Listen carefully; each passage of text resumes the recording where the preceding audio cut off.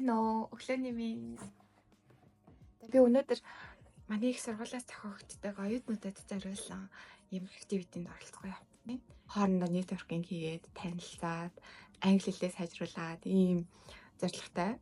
Гэтэл би болохоор одоо мастрын сургалт дуусч байгаа. Нөгөө хамгийн анх мастрын сургалт эхэлж явах үед юунаас эхлэхээ мэдэхгүй тэгээд culture shock-нд орсон тий. Яг энэ оюутнуудад зориулсан активитиг өнгөрөөсөн байна. Тэгэхээр өнөөдөр би яагаад болохгүй гэж нүрээ ингэ бодчихлаа. Одоо ер нь бол гарахад билээ. Яцгаая. За би ихнийхээ тренд зурчлаа. Эндээс цааш дахиад нэг тренд зургаа.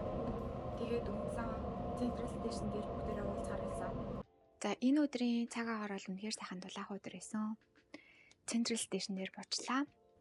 Энэ тренийн зогсоол болохоор Сидней хамгийн том зогсоол. Тэгээд түрүү жилийн удаан хугацааны үргэлжлэн засвар нь ер нь дуусаад гой болсон билээ. Надад болохоор Central Station дээр цагны дэргэд уулзах тухай мэдээлэл мэйл ирсэн. Тэгээ энэ зогсоол нь болохоор Сиднейн бүх трийн аль нэг маршрутаараа заавал дайрж өнгөрдөг. За одоо 7:55 болж байна. Манай групп цуглараад эндээсээ цаашаа Hyde Park руу явна. Ерөнхийдөө болохоор хотын төвийн хямд зогсоолууд нэг иймэрхүү үнэтэй байдаг. Энэ паркийн тэхэнд нь болохоор Анзакийн дурсгалын өшөө байдаг. Тэгээд энэ 1934 онд ер нь нэгдсэн дэлхийн 1-р дайнд амиа алдсан Австрали болоод Шинэ Зеландын гэгээн дурсгалд зориулсан юм өшөө. Хоёр талдаа юм усан сантай. Is it okay if I record in it? Okay, thanks. Өмнө нь энд ерөөсөө иржсэн мөртлөө дотор нь огт орж сонирхож байгаагүй. Тэгээд таазандаа болохоор 120 мянган юм ширхэг одон дээр байлдаж авсан хүмүүсийнх нь нэрийг бичиж ингэж ихтгсэн байт юм байна. За энэс цаашаа болохоор парк дундуура яваад Хояг Колос Tower Eye-ыг харсан.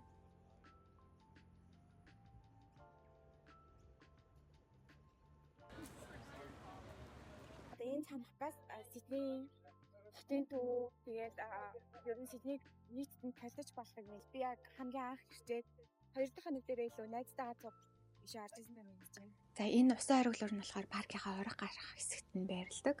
Эргэн тойронд нь сум олон жилийн турхтай юм барилга ихтэй. Бид нэр эндээс автобусандаа суугаа хотын аялалд гарсан. За манай жолооч нэлээ фаник аяллаа. Free entrance open every day until 5, Wednesdays until 9. Эндээс цаашаа Macquarie Point дээр очиод Opera House, Harbour Bridge-ийнхаа бас нэг талаас нь очиж сонирхоод заас яг зүгээр авах зургаад харуулв. За энэ хэсэг нь болохоор жуулчдын ирдэг ер нь бол спотуудын нэг байна. За энэ харагдаж байгаа усан дээр байгаа барилга болохоор анх усан онгоцны зогсоолоор баригдаад за энэ зорилгоор ашигладаг байсан бол өнөөдөр яг Сиднейн хамгийн үнэтэй орон сууцнуудын нэг тэгээ лакшри, ресторан, хотел болсон байна. Тэгээ энэ болохоор вүүлэн мөлөд байрладаг. Энэ нэр нь болохоор өөрөө эндхийн Aboriginal нэр буюу тий уугуул хэлээр нэрлэгдсэн. Тэгээ энэ дэлхийн хамгийн урт модон усан онгоцны зогсоол гэж тэмдэглэгдсэн байна. Эндээс цаашаа Watsons Bay орсон. Манай жолооч жок хийгээд хэрвээ одоо усан цайн сэлдэг бол эндээс яг чигээрээ сэлээд Шинэ Зеланд орж олно гэж хэлжээ. За яг энэ дайрж өнгөрч байгаа Rose Bay гэдэг энэ хэсэг бол Сиднейн хамгийн үнэтэй эдлэн хаус ихтэй. Ер нь бол туристны үн, байрны үн өртөг бол нэлээд өндөртэй. Тэгээд ийм дүүрэг юм билээ. За ер нь л үнэтэй газар. За эндээсээ цаашаа яг энэ Хагвартын шилтгэн дэжтэй нэг юм барилга дээр ирсэн. Энэ хэсэгт болохоор би 2 жилийн өмнө City to Surf гэдэг нэртэй марафонд оролцож байхдаа яг энэ зургийг авахулчихсан. Тэгээд эндээ ахиж ирсэн байна. Энэ барилгын хувьд болохоор өөрөө шидний сургууль биш гэсэн. Сургууль алмон. Иргэдээ болохоор нэлээ үнэтэй хувийн сургуулиудын нэг юм лээ. За эндээсээ цаашаа бид нэр Bondi Beach руу явсан. Bondi Beach болохоор Сиднейдээ нэлээд алдартай далайн иргэдийн нэг. Гэтэ миний хувьд болохоор хөл хөдөлгөөн ихтэй, хүн ихтэй бол санагддаг. Ер нь бол хүн болгоны сонирхол өөр. Надад бол Coogee, Manly хоёр нь бол илүү таалагддаг. Тэгээ энд 30 минут зогсох хооронд гялс энэ аваад жаахан хисж аваад хоолоо идээд авъя.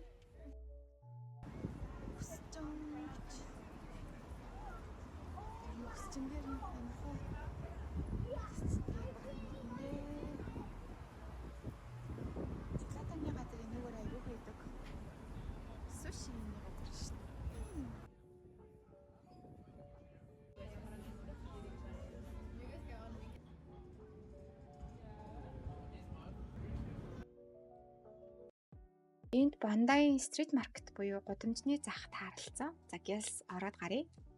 За Австрали амьдарч байгаа энийг сайхан даваад талчин улс үндэстэн болгоны хоолыг яг тэр улсынхаа нүуний гараас нь идэх боломжтой байдаг. Жишээ нь энд Аз хүн буузаа, баншаа ижийн, турк хүн гослем, төрөл бүрийн сэндвич, за манай мяудын хоол, колумб хүн нь нарипагаа хийж үзэж байна. За би энийг өстэй огт туршиж үзэж байгаагүй юм байна. Чили мама Сичуан гэж жимстэй тараг. За манай бронуудын налажин. Энэ хөөрхний карта. За буцаад танилцах ажилд орцгоё. Янз бүрийн жимс ногооны шин шахсан шүү зарнаа л гэж байна. За энэ талхны үнэр бол бүр энүүгээр хаасаг байсан. Өстой гоё үнэрччихсэн. Австралид жимс ногоо ер нь бүгд эндээ ургадаг. Гадаа захуудад тариалан ногоо тарьдаг хүмүүс нь өөрөө ингэж ногоогоо заримдаа худалдаалаа байждаг.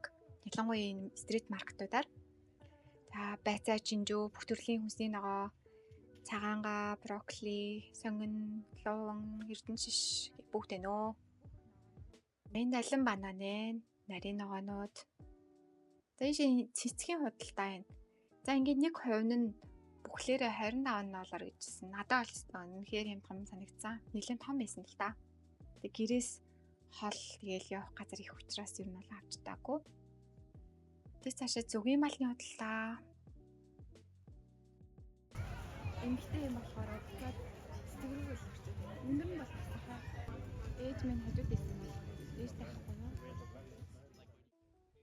За буцаад Bondi Beach руугаа оръё. Энд иргэн хамгаалагч нар ер нь байнга ард иргэдийн аюулгүй байдлыг хангаж ажиллана. Зөвхөн хүн усанд живсэн хүнийг аврахаас гадна хүн алга болох, хулгай, дээрэм, бусдын бие санаатаа үрсэн асуудал, хар тамхи масууруулах бодис гэл бүх зүйлийг хяналтандаа авдаг.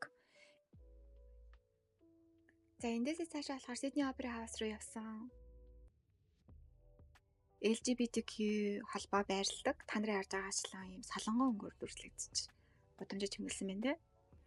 За Circular Quay ирлээ. За энэ хэсэг нь болохоор жуулч тиймүүрийн хамгийн хэрдэг Opera House байрлал хэсэг.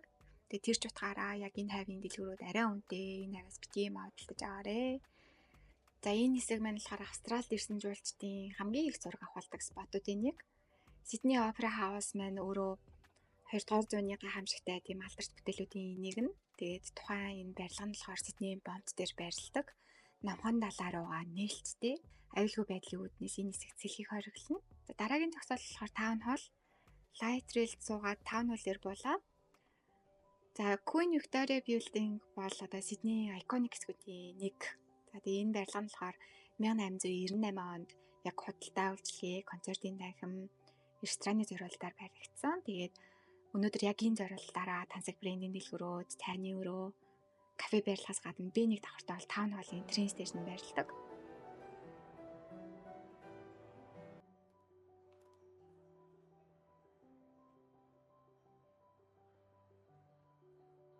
Яг энэ лифтэн цухаар надад яг нэг юм өнгөрсөн одоо аль цаг хугацаанд явж байгаа юм шиг мэдрэмжийг мэдрүүлдэг.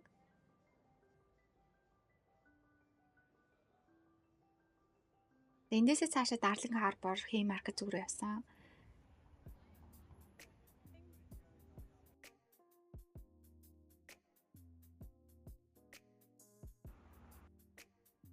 Darling Harbour бол маш том явган нэг үр.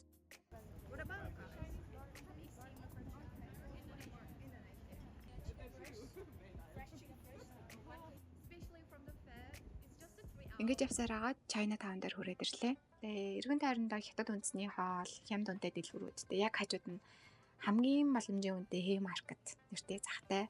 Тэгээ энд болохоор яг түрүүний миний хэлснээр жуулчдын яг нэг авах гад гэдэг түлхүүрийн осоор хөрвцний наалт тэгэл бэлэг дурсгалаад байдаг штеп. Эндээс аваарай. За яг энэ хэсэг маань болохоор өнөөдрийн аяллаа хамгийн сүүлийн спот байлаа.